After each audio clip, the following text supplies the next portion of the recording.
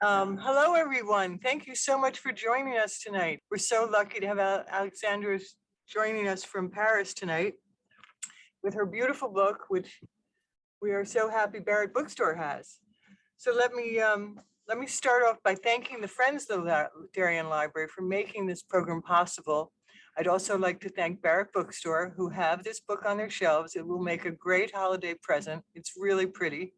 And I'd like to thank our co-sponsors, the Hotchkiss Library and the Essex Library. We've done some other programs with them, and they've always been fun to work with, and two other lovely libraries. So before we begin, let me tell you, put your questions into the chat or the Q&A, and we'll have lots of time at the end of the program to answer those.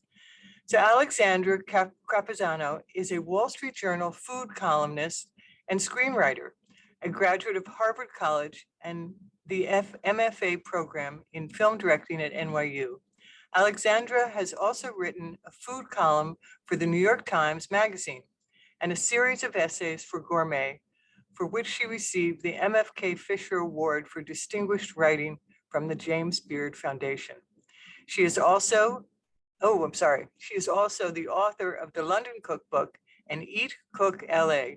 Her work has been anthologized in Best American Food Writing, and her essay on food, drink, beauty, and design have appeared in Bon Appetit, Food 52, Food and Wine, Savory, Departures, Travel and Leisure, Elle, Marie Claire, The Daily Beast, and Town and Country. We are so lucky to have her here tonight, and it's very late in Paris, but she's staying up for us, and then we're coming back early tomorrow morning.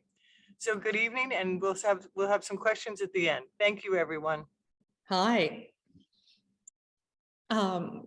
First of all, thank you to the libraries for having me. I would normally be in person because I am actually a part-time resident of Salisbury, but I took advantage of a ticket that I had and flew to Paris for 4 days. And I am, let's say it is very, very late at night. So forgive me if I seem a little tired. I do have a glass of wine and I have had some caffeine. So I've got that good balance going for you. But I'm delighted, really delighted to talk about this book, and particularly to talk about it here because it very much actually originated. I'm staying with my dearest friends, the Darmons, and the idea for this book really did come about, as I write in my introduction, on a weekend that I had with them at the start of the pandemic. And I realized that by the end of the weekend, we had all baked so much, and that when the French bake, you don't necessarily notice that they're baking when they're baking at home. And it is because it is so seamless, and because what they are often baking are these tried and true recipes that they have known all of their lives. And so what seems to be this incredible kind of savoir-faire and kind of chic ability to just throw things in the oven without paying attention is something that I really wanted to demystify in this book, and to really capture what it is that can make a Parisian throw together a last minute dessert in no time that is delicious and simple and not too sweet and very flavorful, and to do it with confidence. So that was one of my reasons, or one of my inspirations. But of course it was the pandemic, and I ended up in Connecticut with my family, and very happy to be in Connecticut and not in New York at that point. But I really did miss Paris, and I think I was in many ways trying to write myself home by writing this book, and write myself home to Paris. So why I say home? When I was 10 years old, we moved to Paris. My mother was, for 50 years, the European correspondent for the New Yorker. So she had been commuting during my, first 10 years back and forth from Paris to New York. My father was a professor of anthropology and comparative literature, was going off to teach with Derrida at the moment of literary theory in Paris, and was incredibly excited. And we thought we were going to stay for a year, and my parents ended up staying for 16 years. And I stayed and went to middle school, and fell completely in love with the city, and also obviously with the food. But I didn't know I was going to fall in love. I'd spent time in Europe, but the day I arrived, and I was 10 years old, I was starting a new school, didn't speak French, I missed my horrible lilac painted, I mean, the room wasn't horrible, but the color was painted room in New York, and and all of those things that it's just children don't always like change, right? And so there I was in this beautiful apartment in this beautiful street in this beautiful city, and I'm weeping in bed and saying I want to go home, and my father says, come take a walk, and he knows me so well, so he takes me for a walk, and we go down the street, and we happen to live on the street of the great bakery Poilâne. So many of you know Poilâne is famous, I have one somewhere here, but it's famous for their big miche loaves of bread, their sourdough. They have an incredible oven downstairs, and they've influenced, oh my goodness, almost every baker in the world. And I walked in, I followed my father into Poilâne, and the smell of melted butter, and they have beautiful apple tarts, so kind of caramelized apples and sourdough and all of these good things just made me think, okay, I actually can live here. I like this place, I'm good. I'm going to come here every day. Things are looking a lot better. And very quickly, we also bought a dog, a Bouvier, who from Normandy. And because Paris was also so much safer at the time than New York, I was able, with this enormous, fantastic, brilliant dog who became 125 pounds, to really explore the city on my own and have an incredible amount of independence. And one of the things that I loved doing was obviously going from patisserie to patisserie, which since I was growing was okay. And inevitably, Romeo, my dog, would get a treat wherever we went. So I really explored that. And then I also really, I fell in love with the way that people shop in France for food. And I say this even though it may have nothing to do with the book on the surface, but it's not a land of supermarkets. There are supermarkets, but that's not how people really shop most of the time.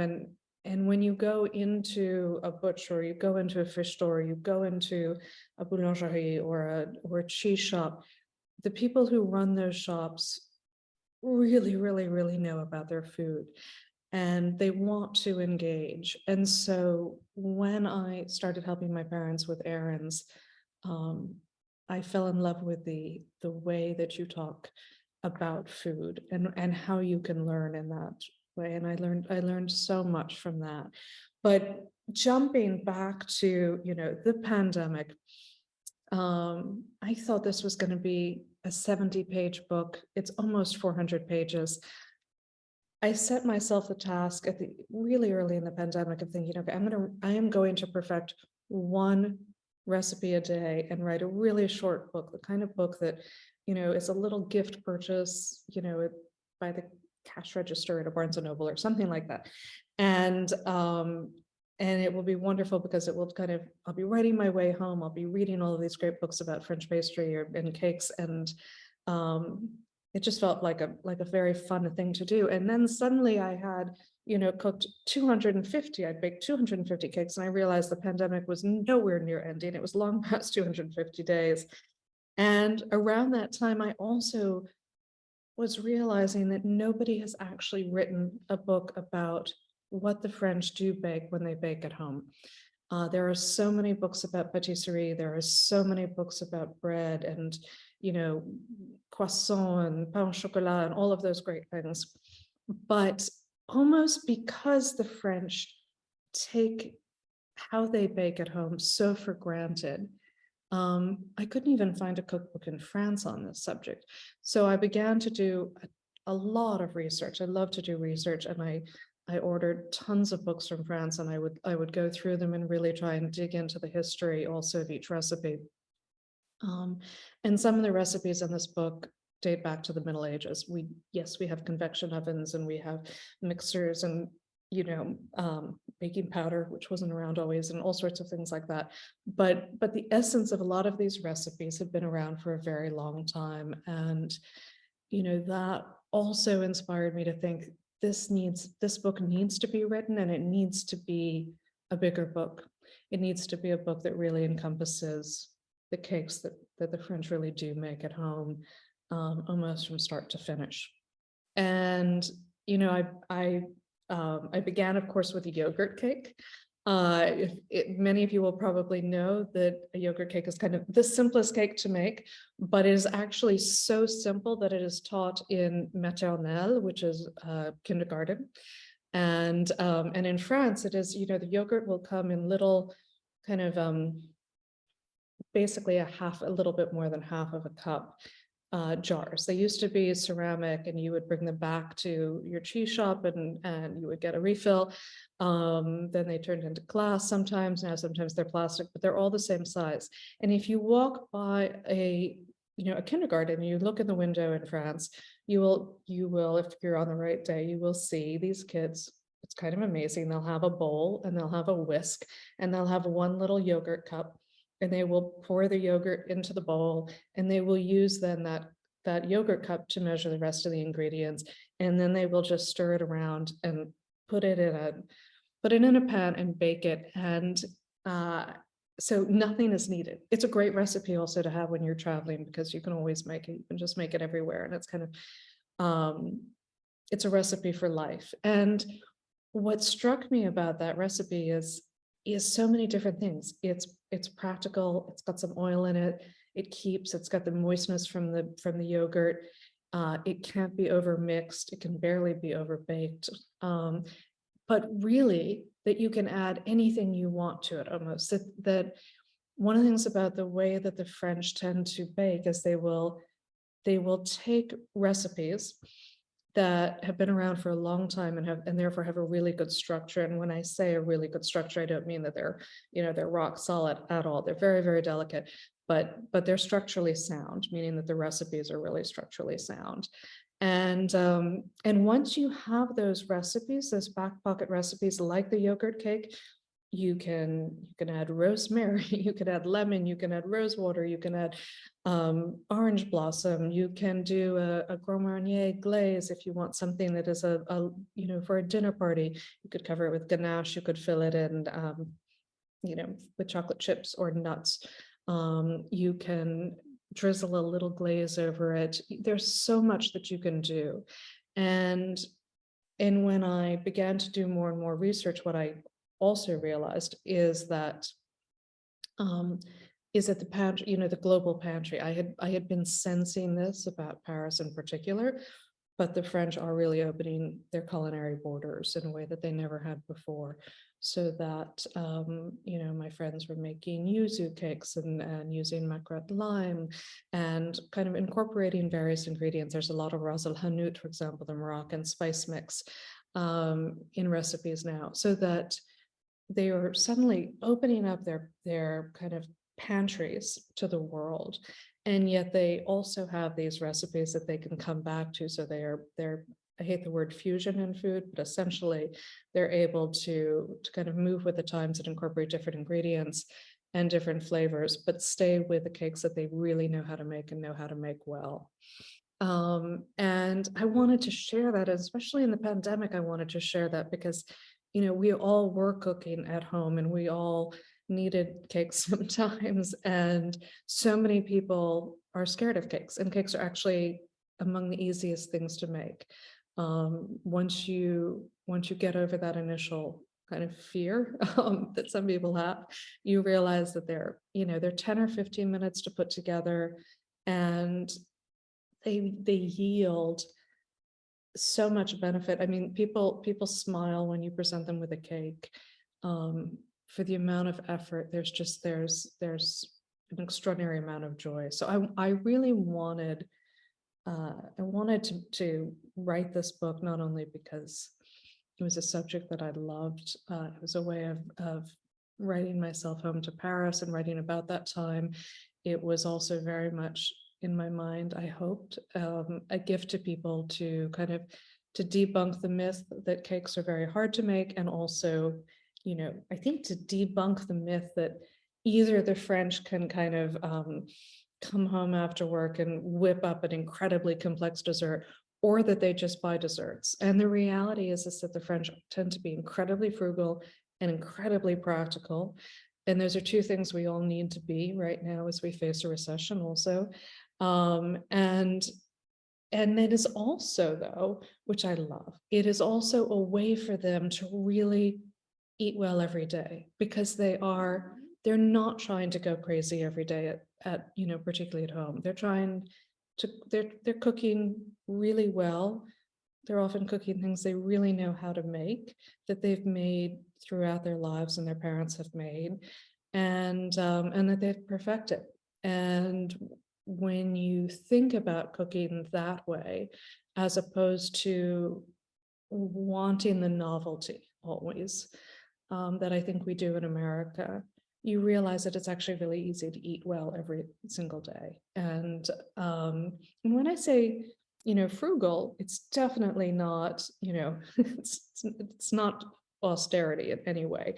Yes, they have smaller portions, but what I really mean by that is that, they'll open up their pantry and they'll, if there's flour, there's some sugar, there's maybe some baking powder, they've got some butter in the fridge, they'll take 10 minutes and bake a cake as opposed to going somewhere and buying it. And I think that's a wonderful way to live. It's also a great way to entertain. And that was another reason I wanted to do this, that, I, like so many people, and obviously I'm now a professional, but I still sometimes do this to myself, and I always regret it, where I will get a book by a chef and I'll have a bunch of people over and I'll start a recipe I've never made before that takes 3 days. And I'll notice that all of my friends are, drinking wine in the other room, and I'm in the kitchen trying to do this, and it's stressful, and there's no reason it should be stressful. So I wanted very much to present everybody with a book that would, they would have recipes that were what they call adaptable, which means foolproof, and also that are really simple, because and have a simple beauty, I guess. These are mostly one-layered cakes. They're very rarely frosted. The French tend to want less sugar in their dessert, so they tend to, I was talking about reading flavors, so that when you bite into a cake, often if it's a very sweet cake, your first sensation is sugar, right? Same way that if you bite into something super salty, your first sensation, your first read of it is going to be salt. I feel that oftentimes in America, and this is getting less true now, and I love American desserts too, and I do have a sweet tooth, but very often if you bite into a really heavily frosted, very sweet cake, it's like your first sensation is sugar, and it can almost overwhelm all the other flavors. And what I found about French cakes, and have found all of my life, is that they are really much more about the flavor. So there is naturally less sugar. These cakes are a little bit healthier because of that, but that's not even really the reason. The reason is more to make sure that there is that nuance of flavor, to make sure that if you're making an apple cake, that the apple is what really shines through more than the sugar. If you're making a hazelnut cake, the hazelnuts. If you're making a chocolate cake, also chocolate cake, the chocolate. And along those lines, I also, wanted to suggest a couple things that I have noticed here in France, which is the French use a lot less vanilla and they use a lot less cinnamon. So that when you start removing certain ingredients that you've always used, suddenly other flavors become apparent. So if you've always made apple cake with cinnamon and you take away the cinnamon and you boost the apple maybe with a little bit of apple liqueur, suddenly you're really getting an apple cake in a whole different way. Likewise, removing vanilla sometimes just completely changes the way that you read what you're eating. And suddenly you begin to read the other flavors more predominantly.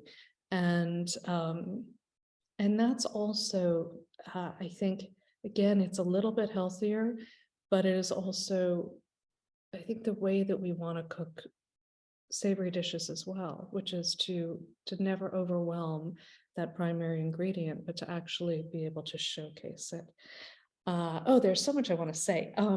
Eventually, I promise you I'm going to open up for questions. But I wanted, along those lines, I think there's something else that really struck me too in researching this book, and that is the French connection to their history. And it's something that makes me very happy when I'm here. It's a cultural connection. There's a pride in history. You're surrounded obviously by history, right? But the idea that you can have a recipe that dates back to the 12th century and that should be still made and celebrated is great. And that everybody knows its origin, I think, is great. And that there isn't that need to constantly go with a trend. That there's, I think it would be very hard in America, for example, to say I'm baking a cake from the 12th century, not have everybody go, oh no. And so I wanted to kind of express that love and that passion and that the pride in history that is, of course, we know in France, it's cultural, it's literary, it's artistic, but it is also culinary, very, very much.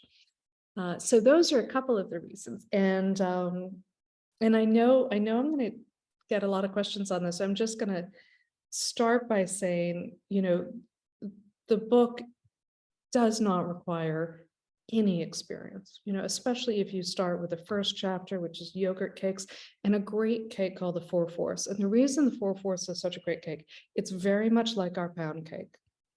So it is, but it is, instead of measuring a pound of each ingredient, what the French did is, you never knew how many eggs you were going to have if you were a farmer or you depended upon a farmer for your eggs, which of course everybody did until markets. So you would actually measure the eggs that you had first, and on the basis of that, you would decide how much of the other ingredients you want. So that's why it's really called a 4/4 cake. And what is fantastic also about that recipe is that it uses melted butter. And so you're not waiting until butter comes to room temperature. But the other thing about it, and this is a great trick for anybody who is nervous about over mixing, is that because you were coating the flour very early in the process with melted butter, you don't get the same formation of gluten, which is what makes a cake tough, as you do when you're adding eggs early to flour. So egg whites are almost all water, and the combination of water and flour creates gluten. That is what makes a cake tough. If you coat the flour with melted butter early in the process before adding the egg whites, you almost completely avert that. You could mix and mix and mix that cake, and you're still going to get an incredibly tender cake. So I just saw on a chat, somebody asked my favorite cake. Now, I do not have a favorite cake. Somebody was asking me that today, and I was just going through the book, and I have so many favorite cakes. I am a chocolate nut. There's a big chapter on chocolate. I could not resist that. You cannot walk more than 2 or 3 blocks in Paris without hitting a great chocolate shop. So this book, to me, is like it mirrors that. I love the Gâteau Suzy, which is a really easy, it's not flourless, it's almost flourless chocolate cake. It is rich and dense, and you need small portions of it, but it is, again, it's not overly sweet. For this season, there's a great yogurt cake that has either apples on top or pears on top, that if you toss those pears or those with a little bit of the liqueur Poire William, pear liqueur, you suddenly get this absolutely beautiful fragrance. So again, really simple yogurt cake, but the addition of those pears that have been tossed in a little bit of pear liqueur, and suddenly you get something truly spectacular. You can also make it with apples and a little bit of Calvados or apple brandy. You can do it in the summer with a little bit of peaches, for example, and a little crème de pêche, which is, so I should point out right now that the cake is pretty boozy, which isn't to say that the recipes for the cakes are actually really super boozy. It's simply that the French tend to use spirits and liqueur to augment flavors. Again, going back to that same thing that they do where they'll take really simple recipes and riff on them and play with them and find ways to augment them for dinner parties. Again, you maybe will add a little bit of rum to something. You maybe will add a little bit of Armagnac or a little bit of Calvados or a little bit of crème de cassis if you're working with berries. And with that very simple addition of maybe 2 tablespoons of liquor, suddenly the flavor just enters a whole other dimension to the cake, meaning that you go from having a delicious basic cake to having something that has a sophisticated flavor palette and is great for a dinner party. So one story about that before I go on is, now that I have a child and my friends have kids, I'll see that sometimes we'll make a yogurt cake and, literally just cut it right in half. And the part that we'll have as grown-ups, maybe we'll have a little bit of a glaze that is accented with liqueur, and half for kids won't. And it's such a great, easy way to feed a family. And also to have something a little bit grown up as well at night. So, oh my goodness, so many favorite recipes. And then obviously we're almost at Christmas, and there's a chapter on holiday cakes that include bûche de Noël, the Christmas Yule logs. And I also wanted to demystify those, because if you decide you want to spend a day decorating and you make lots of little beautiful meringue mushrooms and things like that, yes, it is a real project. But if you want to make a really simple, delicious bûche de Noël, it is really simply a sponge cake. You brush on a little bit of soaking syrup, which is the same basic principle that you use when you make cocktails. It's a combination of sugar and water that is boiled down a little bit, and then you add flavor to it.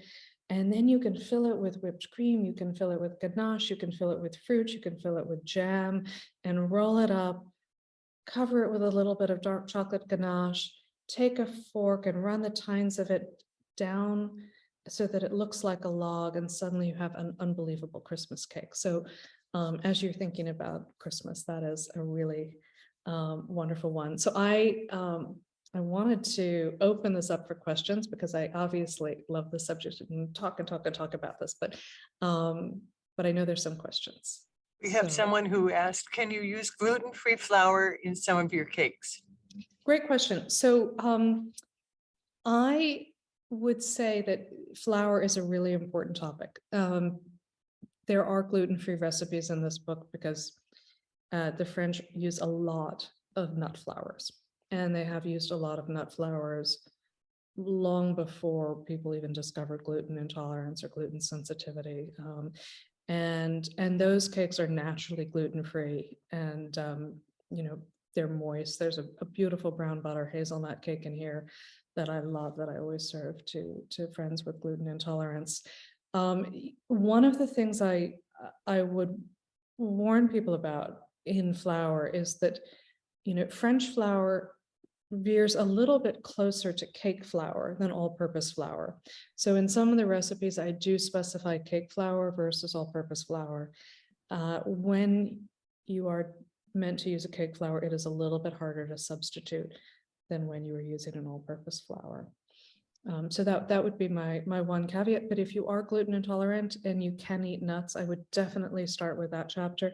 And another absolutely fantastic cake that is totally gluten-free, that's a showstopper and wonderful and easy, are the dacquoise, which are really simply meringues that are, relatively flat. You make discs of meringues or squares of meringues, whatever you want to do. Put them in the oven, easy. Leave them in the oven overnight so they get a little bit dry.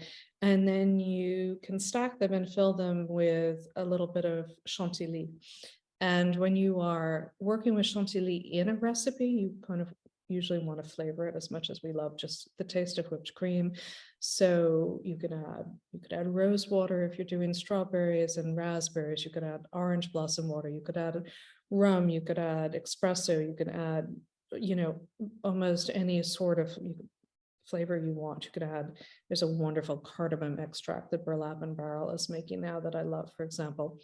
And so you have, you have a meringue, and then you have a chantilly, and you have a meringue, and you have more chantilly, and maybe you cover the whole thing in berries. It is totally gluten-free and festive and wonderful and easy, and you make it all in advance. So that is an absolute must for anybody who is who's gluten intolerant.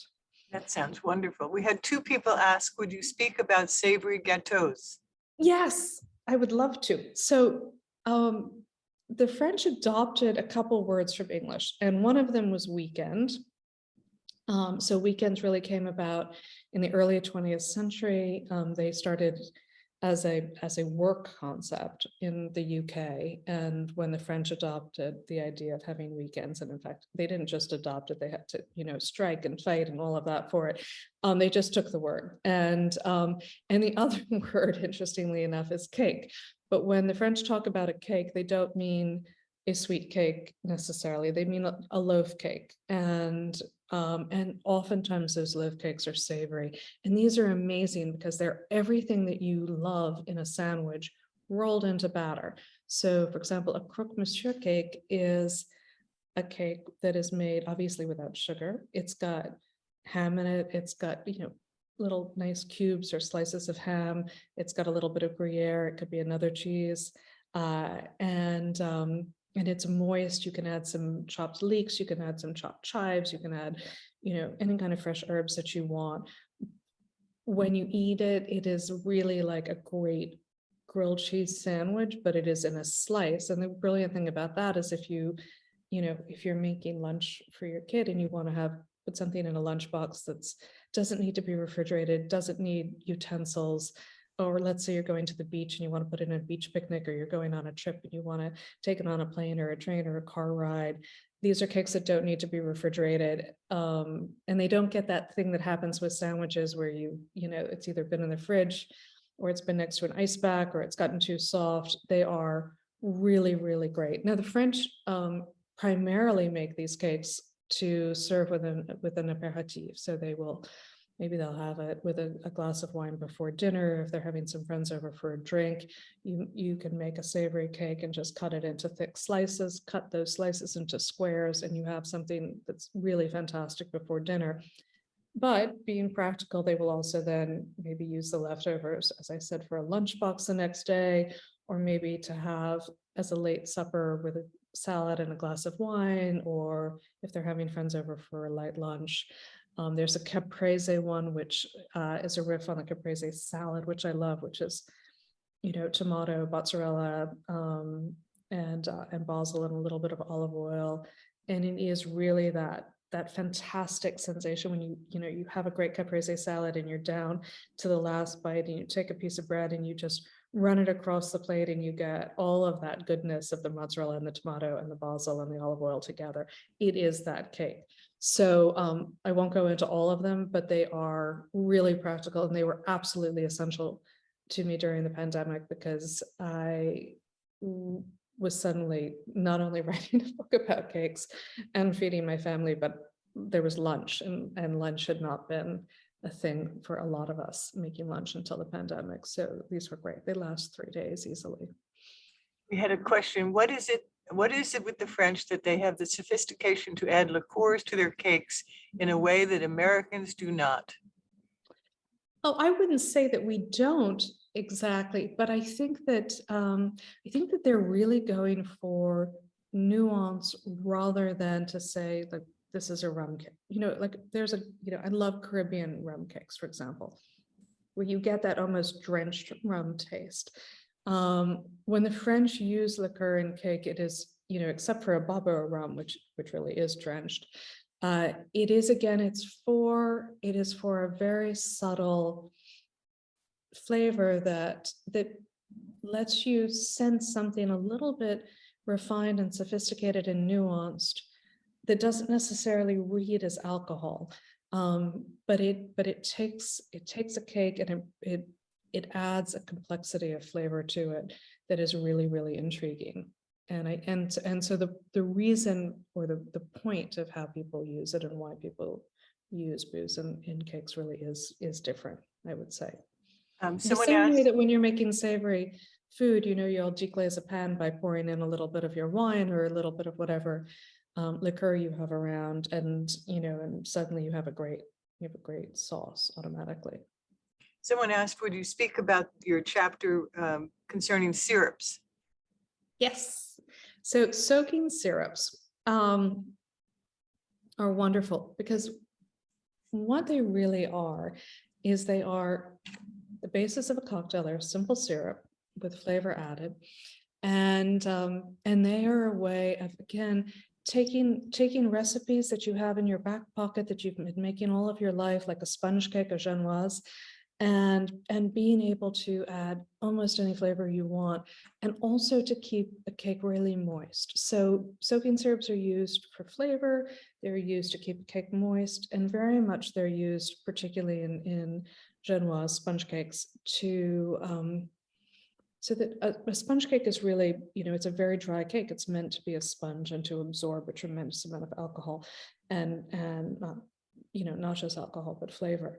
And so when you do use a soaking syrup on a genoise, you can really, really infuse that cake with flavor. And when you add flavor to a cake, it is different when you add it at the end versus when you bake with it. For example, rose water or orange blossom water will get somewhat diluted as a taste when you bake with it. It will still be there, but it will be very, very faint. If you want to augment that flavor and you want it to be more pronounced, and you add it to a soaking syrup and you brush it on the cake, and then suddenly when you actually serve the cake, you still also get that fragrance. So you're getting a sensory experience of smelling it, and you're getting the taste is much more predominant and a little bit fresher. So it's a brilliant way. It's also a way to save a cake that maybe you've made that is a little bit old or dry, or you forgot to wrap up and left on the counter. Someone asked if the recipes you're speaking about, are these all in your cookbook? Yes, of course. This is actually not a small book. I think there are definitely 250 recipes in here if you include different variations. So absolutely. And someone also said, will my larder have most of these ingredients? 100%. I would say for the bulk of these recipes, absolutely. You need all-purpose flour, you need cake flour. It's France, you need butter, right? You need eggs. Now, the French often don't use baking powder. They will often use eggs to create that lift. And one of the tricks that I think is worth noticing is, when we bake now, if we have a convection oven, we tend to turn on the convection oven when we bake, because it does circulate that hot air. But if you're baking without baking powder and you want the eggs to create that lift, having the heat come up from the bottom actually is a great thing. It can actually help create that. It's not essential. You can use a convection oven too, but the fan is not necessary. So don't worry if you see a recipe that does not have baking powder. These recipes are tested, and that is absolutely there. The ingredients you might not have on hand: dark chocolate, rum, almond flour is in many of the recipes. But that's kind of it. Yogurt, obviously, also. Egg size. I see somebody asking about egg size. Yes. I love going to farmers markets, particularly in Connecticut, and I often do. And when you buy farmers market eggs, for example, they are often smaller than large eggs, or sometimes they're just different sizes, because, why should a hen lay all eggs all the same size, right? So if you are buying eggs that are farm stand eggs, or you have chickens, you probably want to make sure that you have a scale and can measure them for some of the more complex recipes. For other ones you don't. But all of these are tested, except for one recipe which calls for jumbo eggs very particularly. All of them call for large eggs. I would say that the greatest thing to have, even beyond a stand mixer, which isn't needed for all of these recipes by any means, is a scale. It's so easy to if you have a little scale, and they're so small now, you can just, you can put the bowl on the scale, add the ingredients and reset to 0 after each one. So you really never have to take out all of your measuring cups and make a mess. It's much simpler. And if you measure, if you're worried about your egg size, you can also just weigh your eggs and figure out what you need. What kind of yogurt do you use? Greek question mark. Okay, so what's important, again, this is France, and while I have said these cakes are a little healthier and they definitely have a little less sugar, they definitely do call for full fat whole yogurt. If there's creme fraiche, obviously creme fraiche is. So you want to use, if you're using, let's say total Greek yogurt, you want to use the whole yogurt, which is I think 5%. If you are using Arthuso or Brook or any of those, it'll sometimes say cream line or it'll say whole. But yes, whole plain yogurt is definitely the way to go. There's one recipe here that has oat yogurt, which is wonderful. Very, very particular. But generally just Greek yogurt or whole yogurt. And it's great to have some heavy cream and some creme fraiche in the house. I know that that's an indulgence, but if it's festive, it's good. And if you make a chantilly by not just doing it with only heavy cream, but you add a little bit of creme fraiche, that will give it a little extra tanginess and a little extra weight to it almost. And it's a great combination. So I sometimes will do, 2/3 heavy cream, 1/3 creme fraiche. Someone asked, where do you start if you are a novice baker? I would absolutely start with the yogurt cakes in the first chapter, because again, if they're taught in kindergarten, we can all do it. I mean, it's I've had so many friends who have asked me that question, said, where do I start? And then they make the yogurt cake. I'm like, I can't believe I never knew how to make this. This is incredible. And I have friends who make it now for birthday parties too, who will add, chocolate chips and a little bit of frosting. Someone also added to that, should I try bread? Try what? Try baking bread. It depends where you live. I mean, I am not a bread baker. I will occasionally make bread with beer, which is a way of making bread where you don't have yeast, or you don't have time for yeast. So I've done that. I'm not really a camper, but I've done that in the country where I have not had access to good bread. But I think bread is its own specialty, and I think there's so many extraordinary bakeries right now baking bread that I haven't felt the need to. Where is your favorite place to buy supplies? Good question. So I do really like King Arthur flour, and I get it at Le Bon's in Salisbury or Guido's in Great Barrington or wherever I happen to be. I do like their cake flour. I do like their all-purpose flour.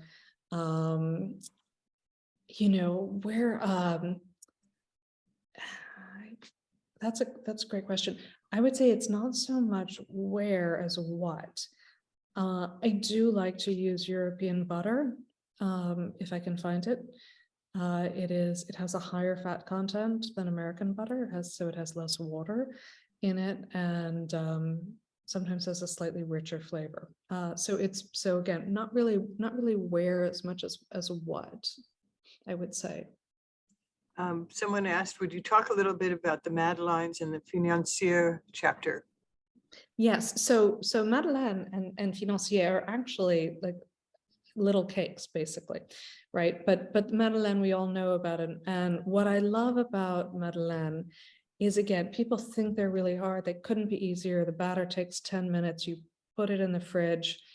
If you want, you can put it in the fridge overnight in a covered Pyrex or whatever it is you want to use. But let's say you're going to have people over for dinner. You literally can just fill the Madeleine tins with or silicone, which is what I like to use, very easy, with a Madeleine batter, stick that in the fridge, and 10 minutes before you want to serve dessert, you pop those in the oven.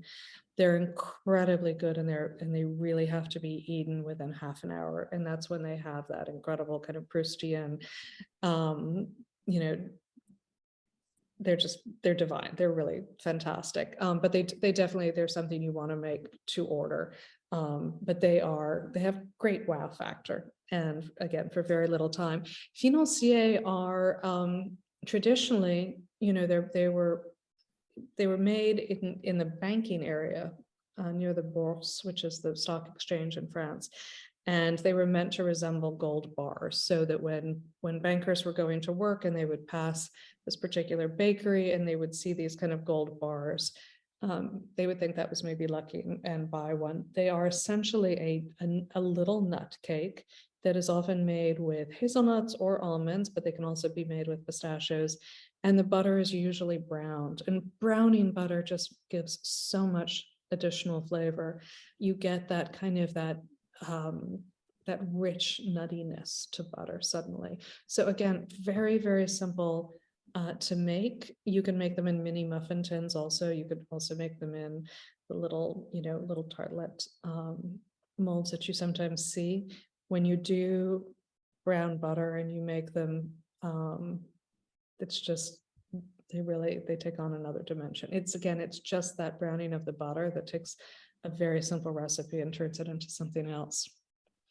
We had Anne wrote in, could you offer any suggestions for bakeries in Paris that are particularly wonderful for exploring a variety of gâteaux? So that's a great question. But I will say that, these recipes you'll see marble cakes, you'll see these, you won't see yogurt cakes in a store because that's something you make at home. You won't see a 4/4 cake because that's something you make at home. But you do see a lot of the French love marble cakes. So maybe it's chocolate and pistachio, or chocolate and orange, or chocolate and vanilla, and they have great shapes to them. But if you're a real cake lover, I would actually, instead of recommending one place, I would suggest walking up and down the Rue du Bac, BAC. It has a series of really incredible patisseries, and in fact, really good chocolate shops as well, and candy shops. And it also has one of the great shops for Armagnac and Calvados and Cognac. So that instead of kind of choosing one place, there are a bunch of, oh my gosh, there's so many, but I would actually just say, go to the Rue du Bac.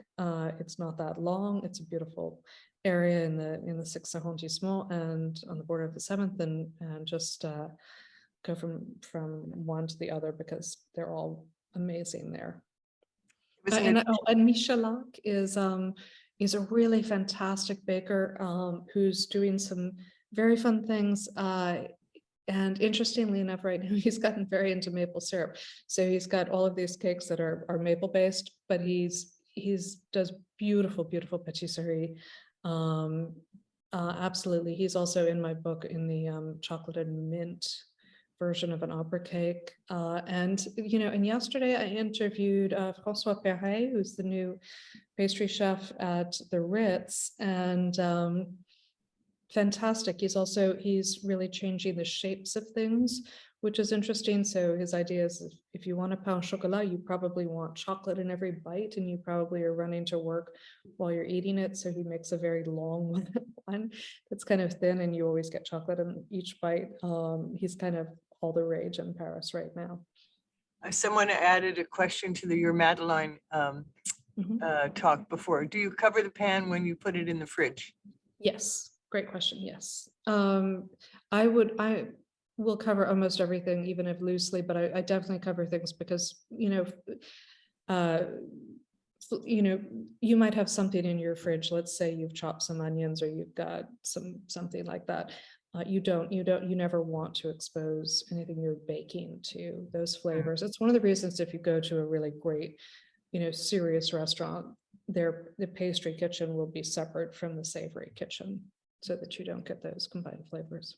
There were two other questions. Where is the best place to get specialty pans, tins? Are there certain ones that are better in silicone and others that should be metal?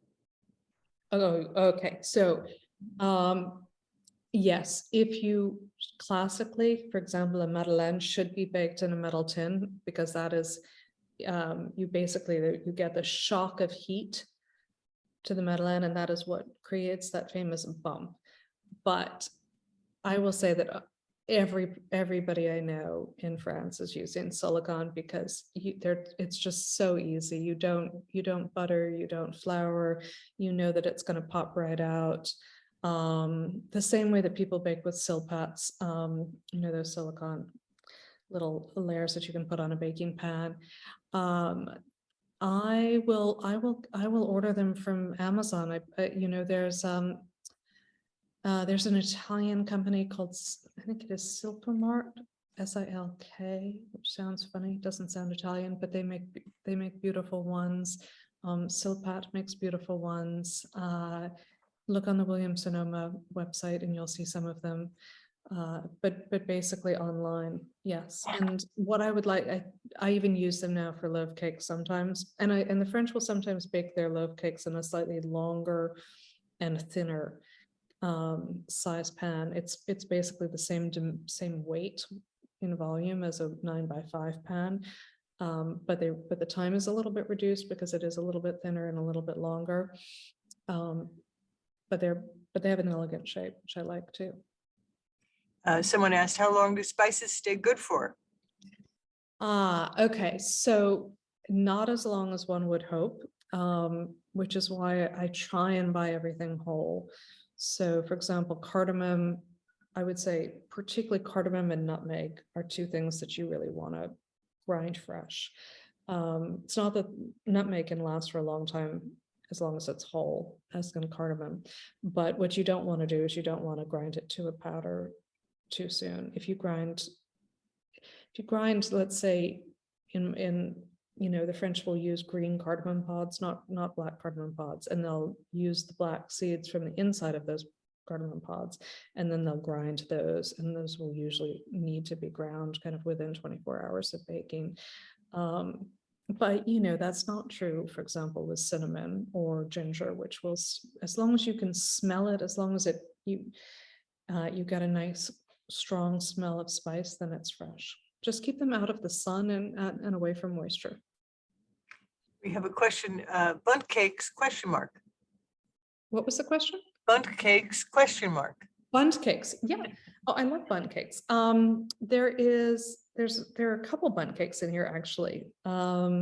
There is a wonderful one with brown sugar and rum that I love, that has chocolate chips in it, and have nuts in it. It sounds very American, in fact, but it is a French recipe. There's the French will often use a bundt cake shape to make a baba au rhum, which is that wonderful yeasted cake that is really, in that case, drenched in rum. This goes completely against everything I said before, and often filled with whipped cream, and it's delicious. And then there's a wonderful big orange bundt cake in this. So the French will often have real family meals the way the Brits do on Sunday, and that will be a time when people really gather, and a bigger cake will be in order. I think the same person who asked you about spices is asking, when you grind cardamom pods, do you just use the seeds or the green husk too? I just do the seeds, and I will save the husk. I will save the green husk, and I will put it in coffee, or I will use it to make chai, fresh chai. It will not go to waste, or I will infuse milk, let's say, with it, or cream with it. Very easy to do. You just, you know, you heat up, or you can do simple syrup. But if I'm actually putting the cardamom in something, I will grind just the seeds. And I think I mentioned this, but I'm completely enamored of this product. But Burlap and Barrel, which is my favorite spice company, is now making a cardamom extract, which I love. So you don't have to worry about any of that. Let's see. Did you illustrate this book? I did not. I don't think I can draw anything. But I wanted the book to be illustrated very much because I wanted it to be timeless. I've written 2 other books prior to this one, and they were not that long ago, but even my London cookbook, which is a book I'm really proud of, and was my first, the photography starts to look dated after a couple of years. And because this is meant to be a book that lasts, obviously if there are recipes in here that go back hundreds of years, it's not meant to be a flash in the pan book. I wanted it to be a book that will kind of feel fresh for years to come. I just wanted to suggest a little bit of levity and playfulness, and so that nobody feels like they have to, look at the cake in the picture and make their cake look exactly like that, because that's totally counter to what I'm trying to do, which is to say, you can do this. This is easy. And, it's either going to be an 8 or 9 inch round, or it's going to be a loaf. And, there's not a lot that you can do wrong in that. So don't try and, focus too much on a photograph. So, Someone wrote in a different direction. What are your favorite places in France? Oh, you mean just not to eat, but just places? I guess just places. Oh my gosh. The regions in France are so different. I love Normandy, and I think part of my love of Normandy is just that it was also where we went when I was a kid on weekends. I was a really serious horseback rider as a kid, and I would either ride there, or I would ride in Fontainebleau, which is just south of Paris, and I think it's south. Yes, and 40 minutes away, and this beautiful forest. But the south is very crowded in the summer, and so I tend not to go.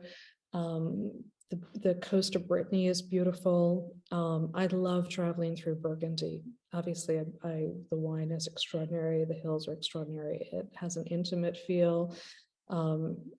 If you like Connecticut, you will probably like Burgundy. I will say, just in terms of its gentleness in a way. Oh yeah, so many different places, but I would say Normandy is the place that really is dear to me. And it's wonderful because it's, Normandy is famous for apples. Calvados is made there.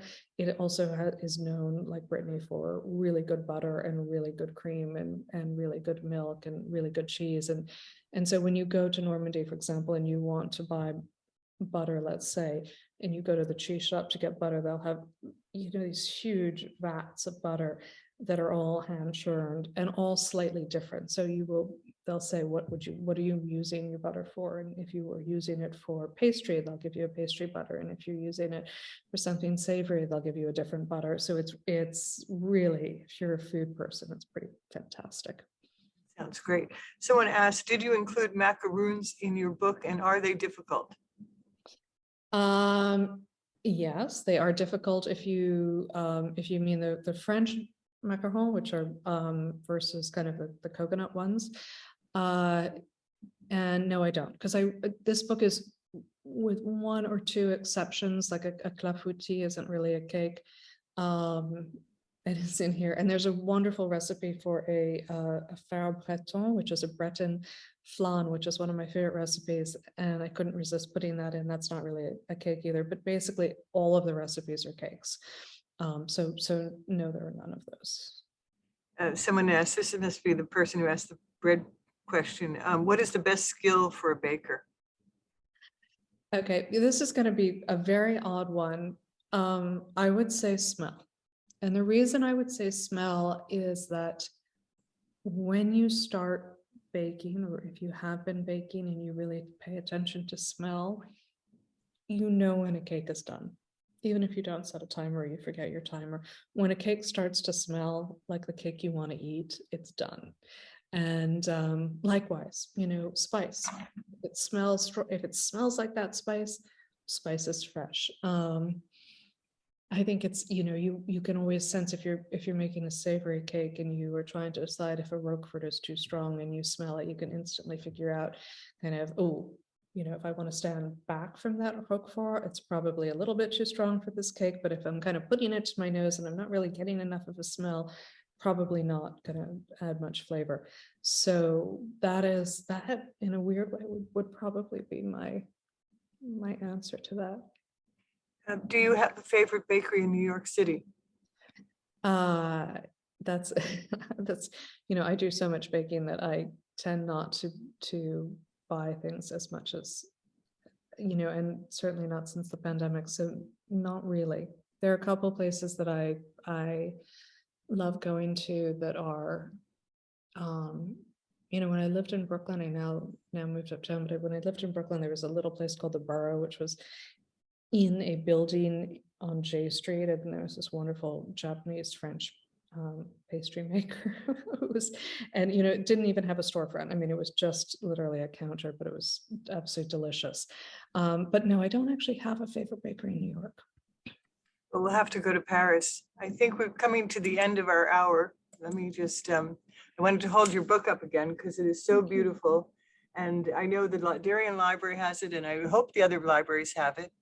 And I'm sure Barrett Bookstore and most bookstores will have it for Christmas because it is such a lovely gift. So thank you for sharing your evening with us. And I hope everyone gets a copy of this under their tree or for their Hanukkah gift. And we get home safely tomorrow morning. And we were happy that you spent an evening with us in Paris. Thank you so much. My And pleasure. thank you to the Essex Library and the Hotchkiss Library, who we really love partnering with. So have a good night, everyone. Thanks so much. Bye-bye. Bye.